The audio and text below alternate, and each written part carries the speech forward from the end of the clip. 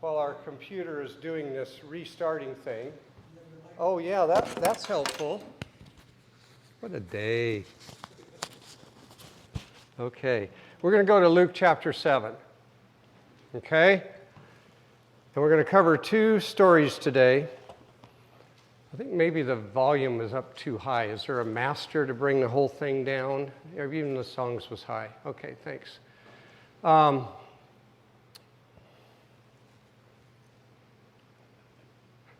great. We're going to cover, chapter 7 starts with the healing of a centurion. The elders come and say, the centurion's servant is sick, would you please come heal them? And we're going to read that, and then our main message is going to be the woman at Nain who lost her son. And we're going to put all that together, and I'm going to shut this off in a minute if it doesn't shut off. Okay, so let's read chapter 7, verse 1. When he completed all of his discourse in the hearing of the people, he went to Capernaum. Now, he just finished his sermon on the plain. He just went through his Beatitudes, and he ended with, everyone who hears these words of mine and acts upon them will be like a man who built his house upon a rock, and the winds came, and the storms came, and the floods came, and it stood firm because it was founded on the rock. But the foolish man built on the sand, because he didn't hear these words of mine and obey them. So here he is back in Capernaum. I'll show you where that's at in a little bit on the map. This is not going to go because, well, maybe. And I'll show you where that is on the map because it's very important, because from Capernaum he's going to go to Nain. And anybody have any idea how far that is? Is it about 100 yards or 100 miles? Well, after you leave today, you're going to know how far it is. Unfortunately, you're not going to have to walk it like the disciples did. Okay, so chapter 7, verse 2. And a centurion's slave who was highly regarded by him was sick and about to die. And when he heard about Jesus, he sent some Jewish elders asking him to come and save the life of his slave. And when he came to Jesus, they earnestly implored him, saying, he is worthy for you to grant this to him, for he loves our nation, and it was he who built us our synagogue. Now Jesus started on his way with them, and when he was not far from the house, the centurion sent friends, saying to him, Lord, do not trouble yourself further, for I am not worthy for you to come under my roof. For this reason I did not even consider myself worthy to come to you, but just say the word, and my servant will be healed. For I also am a man placed under authority, with soldiers under me, and I say to this one, go, and he goes, and to another, come, and he comes, and to my slave, do this, and he does it. Now when Jesus heard this, he marveled at him and turned and said to the crowd following him, I say to you, not even in Israel have I found such great faith. And when those who had been sent returned to the house, they found the slave in good health. I know it says I'm not supposed to shut this off, but I'm going to do it. That probably won't start. There we go. Going right back to what it was. All right, well, at some point in time, this computer will decide it's doing its Windows update in the middle of our sermon. Who said they like technology? Audrey went to Disneyland this last week, and she said everything's done electronically on your iPhone. You order your food, and you get your rides, and to the young minds, that works pretty good, but to us old minds, we just want to, can I just get a hamburger, or I just want to get on the Mickey Mouse ride, but no, you got to have your iPhone and you got to order it and everything. So anyway, Jesus healed from afar. We usually read this and go, oh, that's nice, but let's break this. Let's ask some questions of the text. Are we asking questions? Okay, what's a centurion? Why did the Jewish elders come? Why did they like him? A centurion was a man who was in charge of a large amount of Roman troops, the top guy. And it says that he built their synagogue, that he loved their people, and he helped them. So he would be what was in those days a God-fearer, one who fears God. You'll read that in the book of Acts when you get there, and it says Cornelius was a man who feared God, and he sent men to Peter to say, what must we do to be saved? Come down and talk to us. So he was a God-fearer, and it was a term used for Gentiles who wanted to be as close as they could to the Jewish faith, but couldn't undergo circumcision and full conversion and immersion and become totally Jewish. So they were asked to follow some simple rules. Don't eat animals that are sacrificed to the idols over there in the temples. Don't eat the animals with the blood still in them. Drain it out and avoid sexual immorality. You do those things, you come right in and you join us. And those were called the God-fearers. So we have 3 times when Jesus healed from afar. And this was a big deal in that day because it had only happened once that they knew of. And remember, I told you the story of a guy named Hanina ben Doza. And Gamliel, Paul's rabbi, had a son who was sick, and he sent messengers to this guy out in the desert named Hanina ben Doza. He was what they called a Hasidim, a holy man. And they came and he said, the rabbi's son is sick. Will you come and pray for him? And so he goes up into his upper room and he starts praying, and it says that he could tell by the way his prayers came out of his mouth that God had heard the prayers and the son was healed. And the story had it that the servants went back, and by the time they got back, the child had been healed. And it was well known throughout there that there was this one time when somebody prayed and they weren't even there and somebody was healed. Well, the Bible gives us 3 times that Jesus did that. Okay, once in the book of John, a royal official came to Cana, and he said, "Go your way, your son is healed." Another time in the book of Matthew, another centurion came and said, "My servant is paralyzed." It's 38% complete. I love it. I won't let this happen again. It said, "My servant is paralyzed." And then in this time, I think it says the servant is ill, about to die. Slave was highly right, was sick and about to die. So we have someone that somebody loved that they think they're going to die. Okay? And so Jesus says, "Yeah, I'll go with you." And then he sends messengers and says, "You don't need to come under my house," because this was a big deal for a Jewish person to go into a Gentile home. Other Jewish leaders would say, the Pharisees would say, "You're unclean now. You shouldn't do that. You shouldn't go in the home of a Gentile." But Jesus said, "I'll go." He was willing to do that. And yet the centurion sent a message back, "You don't need to do that. Just say the word, because I have authority. If I say to my soldier, 'You go do that,' he better do that, or it's going to be big trouble, right? Or I say to this servant, 'You do that,' he better do that, because I have that authority." He said, "You have authority over the sickness, Lord. You just say the word and it will happen." And it happened. He was healed. He didn't die. And there's 2 places in the scripture that I know of where it says Jesus marveled.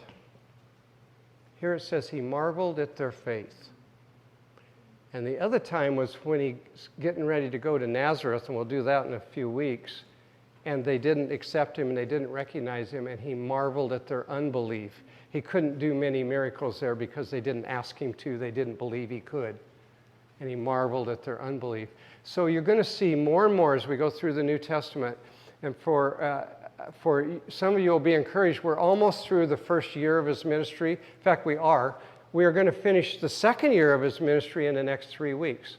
So that leaves us 1 more year of his ministry and into the final week. So we started here like 5 months ago. Started with, "In the beginning was the Word was with God, the Word God was God." And we have worked our way through the scripture to the point where we're at now, where he's partway through his second year of ministry.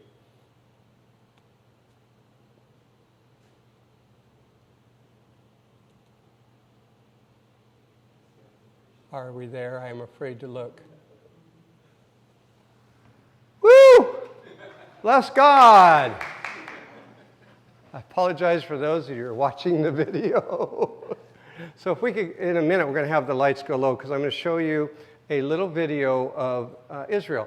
But today we're going to talk about the healing of the centurion servant, which we kind of are almost to wrap up.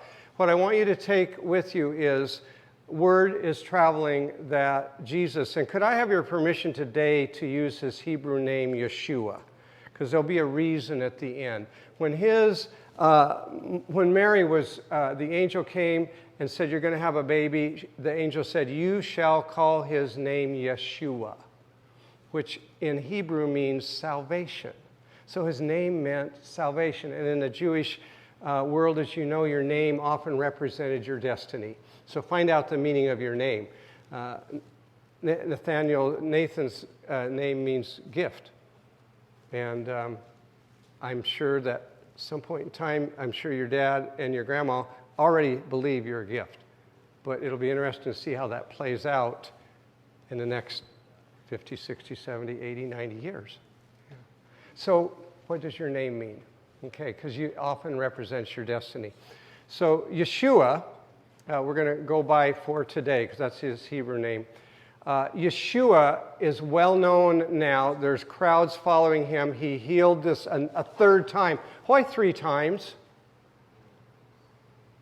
If you read a lot of the commentaries, they'll say, well, the gospel writers just remembered it differently. They just reported it. It only happened once, but they just remembered it differently. No, it didn't. It happened 3 different times because in the Hebrew culture, you could only believe something if you had 2 or 3 witnesses. So if it happened 3 times, you darn well better believe he did it. This really did happen. It wasn't a coincidence. The second time, well, maybe. Remember the fleece with Gideon? Well, it was dry once. Can we have it wet the next time? 3 times. So he healed from afar 3 times. None of the people that were near death died. But now we're going to look at a situation where the son did die. And that's where we're going to go with the widow at Nain. And then finally, John is going to come right after the child is raised in Nain and says, are you the coming one, or should we expect another? Now, what a strange question, right? John knew the story of Zacharias, his father, who lost his voice. He knew and got it back miraculously. He knew he saw Jesus, he saw the Spirit of God descend on Jesus when he baptized him. Then the voice from heaven said, this is my son. And he later said, behold the Lamb of God that takes away sins. And then he comes along and says, are you the coming one? Unfortunately, we're going to look at that later, next week. But it ties in with this story, okay? And you'll see why. Okay, and so John's question, are you the coming one? That's code language. And there's so much that we're going to bury. I was going to cover that today, and I don't even know if we're going to get through all of it next week. Today's Advent candle is hope. Next week is faith. And next week we're going to do the whole story of John from the time he comes to Jesus and says, are you the coming one? And what it meant to the dance of Salome at King Herod's party, to the death of John and what that meant and how that fits into the big picture of Scripture and the topic of faith. So today is hope. Okay, so if we could cut those lights, I'm going to take you on a little trip to Galilee.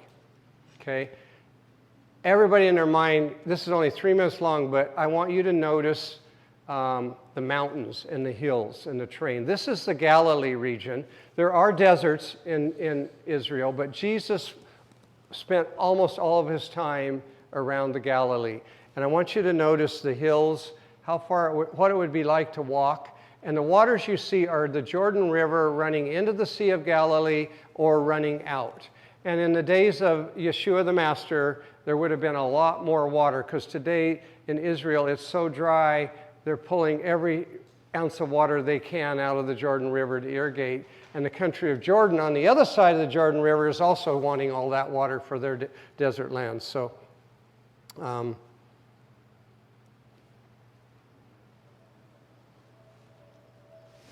that's the Sea of Galilee.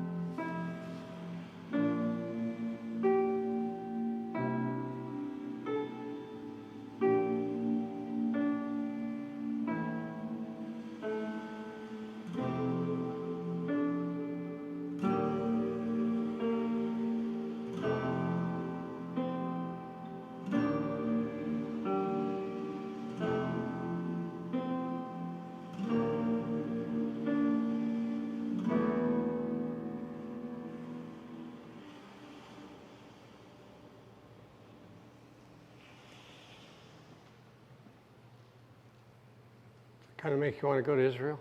We could do that. It's a beautiful place. So where our story picks up today, he's at Capernaum, which is right there's the Sea of Galilee. He's in Capernaum right here. He's going to walk around the lake through Magdala. In 2 weeks, we're going to talk about a lady that was from Magdala. Her name was Miriam. Miriam from Magdala. Her English name is Mary Magdalene. Okay? And we're going to decide if she was what tradition says she was and what you find in all the movies or not. Okay, and then you notice in that video there was that one tall cliff. The guy was standing on top of it. That's it. That's Mount Arbel. And it's one of the ways they would go is through that valley of Arbel, right along there.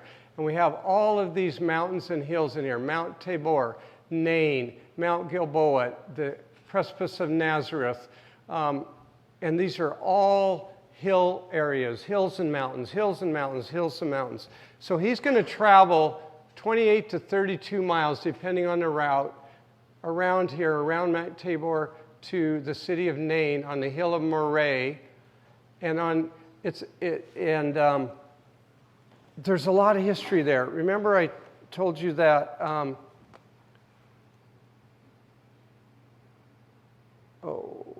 there we go. I guess we did it. Geography and place have memory. You ever go someplace like where you grew up and it has memories of something that happened there? Or somebody said the other day when they came out the Malala Forest Road, I remember in high school we used to come here and have drag races. That place had a memory that they associated with it. And Nain is no exception. So Nain sits on the hills of Moreh. You guys, okay. And on the other side of Nain was a town called Endor. And Saul and his armies were here on Mount Gilboa looking across at Endor. Here in the valley were the Philistine army, which, by the way, is where the spring where Gideon's men drank and he separated them and down to 300 men before they attacked the Midianites. Saul goes across this valley to Endor and speaks to the witch or the spiritualist about whether or not I can win this army. And they go into battle, he loses, and his body gets hung on a city right in here called Beth Shan. And so this whole, and then right over here is the Jezreel Valley, all the Ahab stories. Mount Tabor is where Deborah was, and they went down in the valley and fought Sisera and all the 900 iron chariots, and he fled, and he hid in the tent of Jael, and Jael said, drink this warm milk, and went to sleep. And then she took a tent peg and drove it through his head. Got nailed, yeah. So there's a lot of memory here. Now, Nain was not in the Old Testament. There was another town right next to it called Shunem. And sometimes you might remember the Shunammite widow. There was a woman who lived, not widow, but the Shunammite woman. There was a woman who lived there who had a son, and she had a place for Elisha to stay. And one day, her son died. Now, we also know that his predecessor, Elijah, went to the widow at Zarephath, and her son died. And Elijah raised her son, a widow's son, and then Elisha raised the Shunammite woman's son. But you basically, what we have here is all the people that lived there knew that knew the stories of Elijah and Elisha. And Yeshua is about to come and do an Elijah miracle in a Elisha place. Okay? And the name Nain has specific meaning as well. So let's read that text. We'll stay in Luke 7. And I want you to ask some questions of the text as you go through it. And soon afterwards, he went to a city called Nain, and his disciples were going along with him, accompanied by a large crowd. You got any questions there yet? Okay. And then now as he approached the gate, a dead man was being carried out, the only son of his mother. She was a widow, and a sizable crowd from the city was with her. When the Lord saw her, he felt compassion for her and said to her, "Do not weep." And he came up and touched the coffin, and the bearers came to a halt. And he said, "Young man, I say to you, rise up, arise." And the dead man or boy sat up and began to speak. And Jesus gave him back to his mother. Fear gripped them all, and they began glorifying God, saying, "A great prophet has arisen among us, and God has visited his people." This report concerning him went out all over Judea and all the surrounding district. So we should ask questions from the text, shouldn't we? How far was Nain from Capernaum? We already answered that. It's about 28 to 32 miles. In those days, when the disciples woke up in the morning, they looked at their rabbi to see how he was dressed to get an idea of what's going to happen that day. I remember being in Israel, and for 2 weeks we followed a guy named Ray throughout Israel, and he taught us by the end of the week to look at how he was dressed, and then we would have an idea how to dress. If he came out with flip-flops and a snorkel, we had a pretty good idea we were going to be in the Red Sea or the Sea of Galilee, not the Dead Sea because that burns your eyes too much, or the Mediterranean. But if he came out, and he did this one day, with hiking boots and 2-liter bottles of water. And I remember thinking, this is not going to be a good day, because in parts of Israel it's 120 degrees today, and we're taking 2 gallons of water with us. I'd rather see the snorkel today. And the next thing we know, we're up on the hill above En Gedi, where David hid from Saul in the caves, and it is 119 degrees, and he has no mercy on us. This rabbi has no mercy. He's telling story after story after story and teaching after teaching, and we are sweating, and it is, I'm getting angry because my poor wife is suffering and these people are suffering. And then he says, "Okay, get your packs, let's go." And I'm thinking, when he says let's go, we're going miles. Instead, he just goes up over this little hill, and there's this oasis with this pool of water, and he takes off his pack and he dives in. And the good disciples did the same thing. The rest of us kind of stood around and going, I don't know, should I jump in that or not? My camera, my phone, what should I do? And the lesson was, you follow your rabbi. So on this particular day, for whatever reason, Yeshua had just finished healing the centurion's servant, and the next day he says, "Let's go." And they start walking, and this multitude of people start walking. They don't know where he's going. He could just be going to the next town. He could just be going to Magdala. He could just be going back up on the plain where he just taught the Sermon on the Mount. But no, he doesn't. He turns and goes up the valley of the doves below that tall mountain called Arbel, and he keeps going. For 28 miles he keeps going. Now, I don't know if he walked all night or they stopped. I don't understand it. But the Spirit of God was taking him to the town of Nain. Why Nain, of all places, on that day after that healing? What does the word Nain mean? Where did it come from? Why? What's the history? What's the geography? And he walks up, and so I'll just give you a little hint. The word Nain means pleasant. Well, today it wasn't such a pleasant place for the woman who lost her son. It's in the territory of Ishkar. Remember when Jacob died, he blessed all of his sons, and one of his sons was named Ishkar. And Ishkar is the area, see right up there in the gray? Right there, Ishkar. That's where Nain is. And one of the prophecies that he told his son Ishkar was, you are going to live in a pleasant land, but you are going to live a life of servitude. Well, there's your other usage of pleasant. They named their town Nain because they're part of the tribe of Ishkar, and they're fulfilling this. They want to be the example of the beautiful land, the pleasant land. So across this valley, you see Nain on the left, Endor on the right.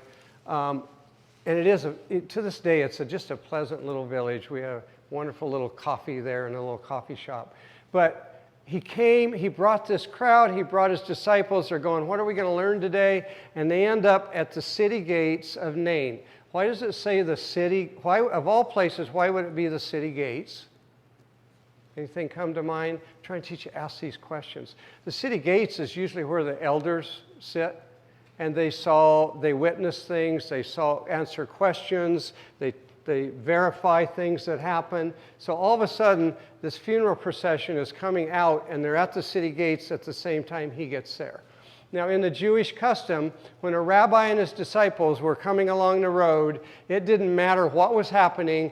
You got out of the way and you let the rabbi and his disciples go because they were so esteemed. But there were only two exceptions to that. If there's a wedding party coming, the rabbi and his disciples would stop and the wedding party could go. And the second exception was if there's a funeral procession. The rabbi and his disciples would stop. And in both cases, they would fall in behind. In the case of a wedding, the rabbi would tell the bride how beautiful she is, and they would help celebrate. In the case of a funeral, he would offer consolation and comfort to the person who lost their child or their family member. But in this case, the rabbi did something that had never been done before. Out of the gate comes this stretcher. I love New American Standard. They can't get away from the traditional word. He said they were carrying the coffin. Well, there were no coffins in this day. They were carrying him on a stretcher. And they were taking him to a tomb where they would lay him on a solid slab of rock, and they would anoint his body and wrap it up, and they would leave him there for 3 days. At the end of the third day, if he showed no sign of resuscitation or coming back, they would put him in a niche in the rock where his body would deteriorate for 1 year. And then they would have this little box, no longer than the femur bone. Call it a bone box because I can't say the word. Ossuary is good. And sarcophagus. Thank you. Bone box. And they would scrape his bones into the box, put the lid on it, inscribe his name on it, and place it in another room in the tomb with the fathers. He would be gathered to his fathers, and he would sleep in that room with his fathers until the resurrection was the idea. And so on this day, and then you got to understand that a widow who loses her only son could be a death sentence for her in this culture, because a woman depended upon her family for support, or else she had to turn to other means for support. And if she refused that, it could definitely mean her death. So this is not a pleasant day for this woman. And people are mourning for her. They're coming out, and the crowd is going, well, he healed the centurion's servant from afar. Why? What's going on here? This child died. And they're carrying this child out, and he did something that was totally opposed to etiquette. He walked up and he touched the stretcher. He stopped the procession. And I'm sure this hush would go, what is he doing here? You don't do that. You respect the dead. And he felt compassion for her. How many of you have been to a funeral? I've done this. And you just think, I wish that person would just push that coffin lid open and sit up. And you just feel so bad, and you want it to happen so bad. And death hurts so bad. Just 3 weeks ago, my daughter, we lost a grandbaby, preborn grandbaby, miscarriage. But it hurts so bad.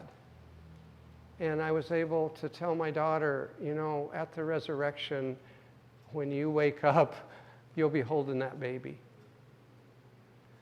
And so he comes and he says to that body laying there, rise up. And it's taken him a couple days to get there. And you remember the verse from Hosea says that on the second day he will revive us, on the third day he will raise us up. And he said, rise up. And then it says he gave him back to his mother. The exact same words that were used when Elijah raised the widow's only son. It said he gave him back to his mother. We're definitely connecting that. A prophet greater than Elijah is here. A prophet greater than Elisha is here. And the people recognize that. What do they say? Fear gripped them all. Glorifying God, they're saying a great prophet has arisen. They were expecting the prophet like Moses, and they're going, is this him? Or maybe God has visited his people. God has visited his people. The first place that's really used is in Exodus, when Moses and Aaron had met God at the burning bush, and they came back to the children of Israel that were making bricks out of the worst smelling straw you can imagine. I was in Egypt, and they took us to where they're still making those bricks today. I thought, well, this will be fun. They'll bring this nice clean straw out, and we'll mix it with some mud, and we'll put it in these molds, and it'll dry. No, the straw they brought came from the stables, where the animals had peed and pooped on it, and it was stinky, and it was terrible. And they said, okay, make a brick. And I made that brick, and for 3 days my hands smelled of it. And this is what the Israelites were doing from morning till night. And they were having to go out in the stables and get their own straw, their own used straw, and make these bricks.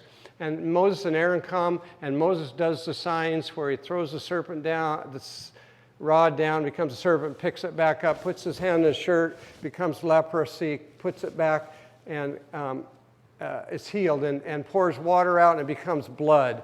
And the people say, this is a sign from God. God has visited his people. And I really think these people were waiting for a redeemer like Moses to come and free them from the Romans, to free them from the tax collectors, because they're barely able to make it. Half the children by age 5 were dying. It was a hard time in a hard place.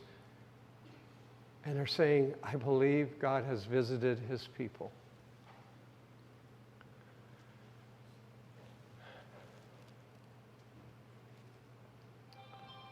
So I would raise the question, was it a resurrection or a resuscitation?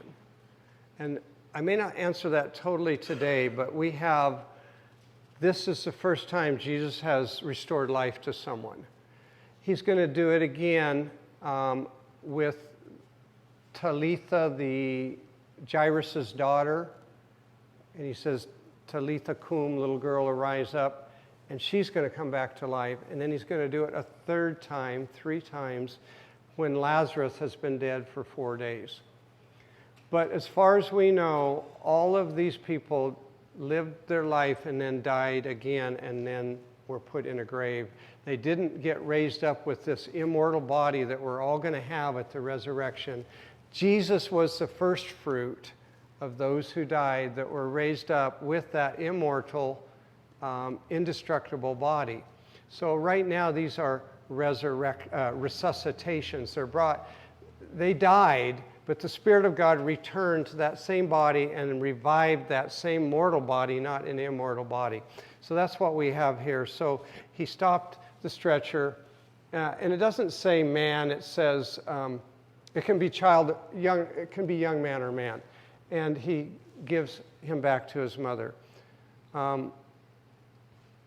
The word pleasant, I wanted to see where it was first used. And one of the places it's first used is in the verse in Isaiah 52:7, how lovely on the mountains are the feet of him. And that word lovely is in Hebrew pleasant. So we're on the mountains, aren't we? Around Nain, Mount Tabor, Mount Gilboa, Mount Moreh, Mount Precipice of Nazareth. You walk through all these mountains to the town named Pleasant. And you can bet they knew this verse because that was the name of their town.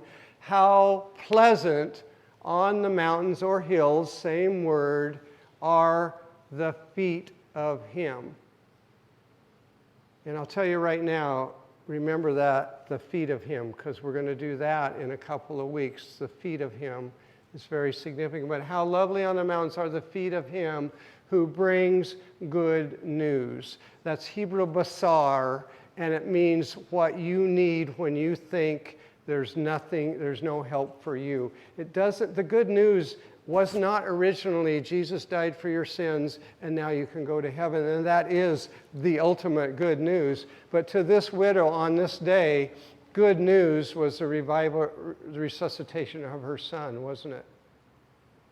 So how pleasant on the mountains are the feet of him who brings good news, who announces peace, who brings good news of happiness, who announces salvation. If they were reading this in Hebrew, it would say, who announces Yeshua, because his name meant salvation.